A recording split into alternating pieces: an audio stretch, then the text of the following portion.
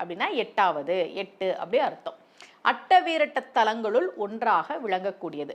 இங்க இருக்கக்கூடிய சிவபெருமானுக்கு வீரட்டேஸ்வரர் என்பது திருநாமம்.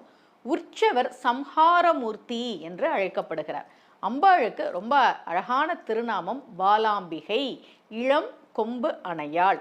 இந்த கோவிலுக்கு என்ன சிறப்புனா, இந்த பாடல் பெற்ற தலங்கள் பகுதியிலேயே நான் உங்களுக்கு சொல்லியிருக்கேன், சில கோவில்களில் நவகிரகங்கள் கிடையாது.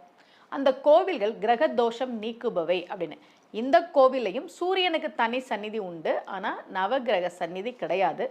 ஜாதகத்தில் உங்களுக்கு ஏதாவது கிரக தோஷங்கள் இருந்தா அந்த கிரக தோஷங்கள் நீங்குவதற்கு இந்த கோவிலுக்கு வந்து ஒரு முறை வழிபாடு செய்ய வேண்டும். சரி, அட்டவீரட்ட தலங்களில் ஒன்று சரி, இந்த தலத்தில் சிவபெருமான் வீரம் வெளிப்பட்டது எப்படி, என்ன செய்தார் அப்படின்னா, தட்ச யாகம் நடந்தது இல்லையா, தட்சன் யாகம் நடத்தினார்.